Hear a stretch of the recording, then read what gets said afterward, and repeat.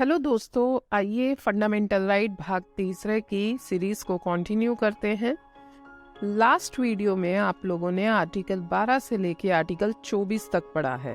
अब हम बात करेंगे आर्टिकल 25 से लेके आर्टिकल 28 तक। हमारा नेक्स्ट फोर्थ फंडामेंटल राइट है right to freedom of religion.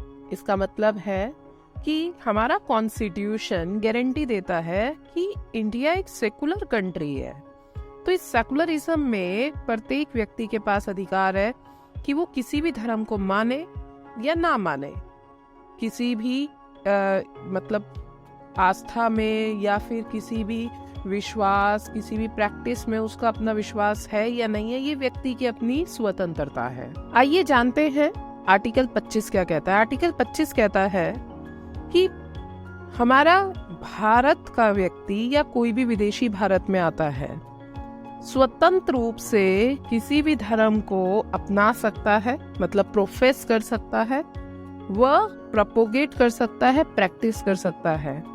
मतलब आप किसी धर्म को अपना सकते हैं, फिर उसे प्रैक्टिस कर सकते हैं और इसी के साथ साथ आप लोगों को आगे उसे बांट भी सकते हैं। अब एक एग्जांपल लेते हैं। जैसे आप लोगों ने कई बार मेट्रो के बाहर या फिर गुरुद्वारे के बाहर आप लोगों ने देखा होगा कि लाइक कोई कुरान बांट रहा है या फिर गीता को बांटा जा रहा है, ठीक है। तो ये सब क्या है? प्रोपोगेशन है। या फिर कीर्तन हो रहे हैं, जगराताज हो रहे हैं, ये प्रैक्टिस है। आप हिंदू धर्म में हैं, आप रुद्राक्ष की माला पहन रहे हैं, ये आपकी प्रैक्टिस है। आप मुस्लिम धर्म में हैं, आप हिजाब पहन रहे हैं, ये आपका प्रैक्टिस है। आप क्रिश्चियन धर्म से हैं और आप जीसस क्राइस्ट का लॉकेट पहन रहे हैं, ये आपका धर्म है, ठीक है, प्रैक्टिस है। तो आप किसी भी धर्म की प्रैक्टिस कर सकते हैं, व्यक्ति स्वतंत्र है। आइए आर्टिकल 26 पर बात करते हैं। आर्टिकल 26 कहता है प्रत्येक व्यक्ति स्वतंत्र है कि वो अपने तरीके से अपने धार्मिक कार्यों को मैनेज कर सकता है।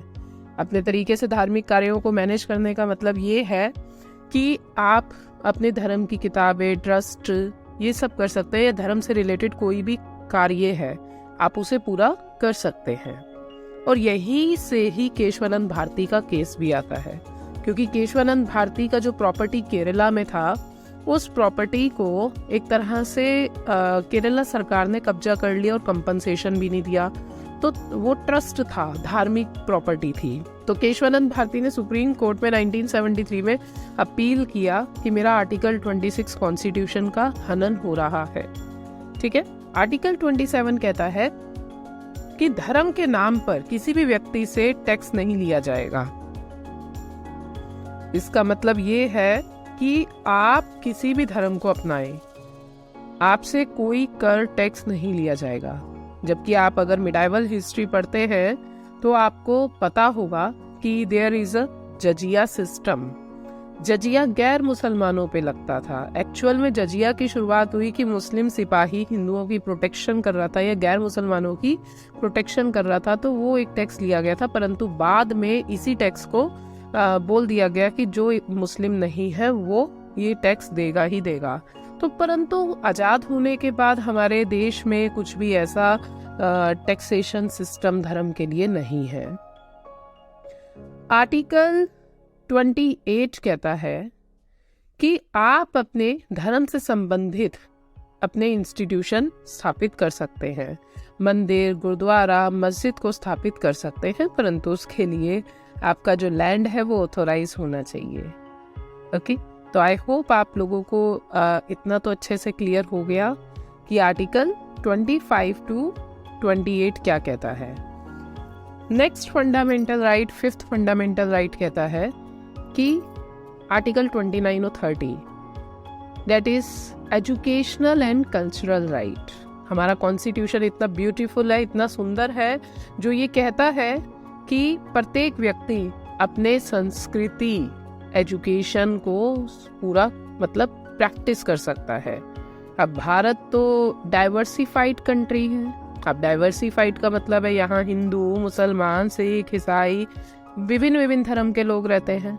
अब जो मेजोरिटी है भारत के अंदर वो हिंदुओं की है, भले ही वर्ल्ड में हिंदू माइनॉरिटी में हो, पर इंडिया के अंदर हिंदू मेजोरिटी में है।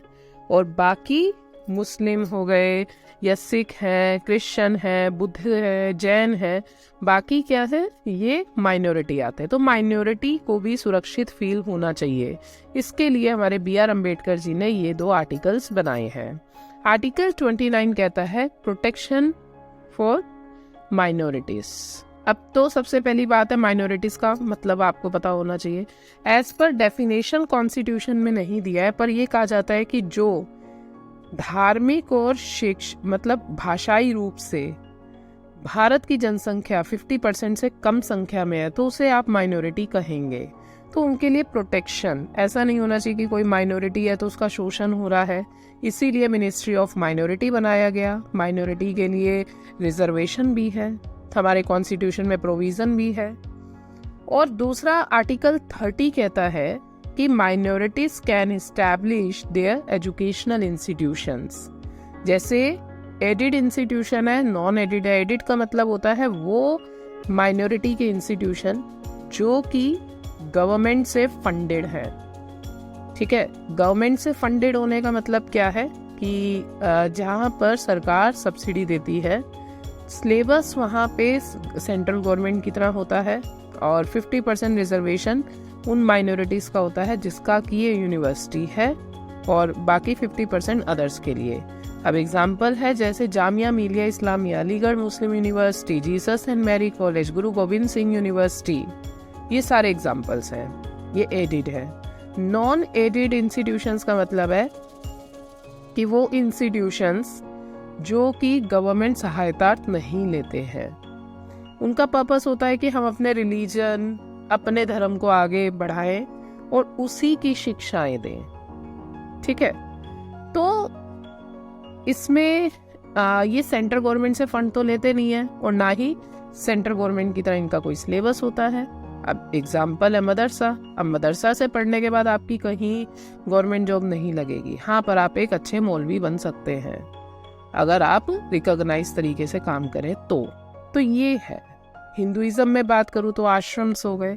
तो ये एजुकेशनल इंस्टीट्यूशन की गारंटी हमें हमारा देश का फंडामेंटल राइट आर्टिकल 30 देता है। आई होप आपको ये चीज़ें अच्छे से क्लियर हो गई होंगी। Thank you.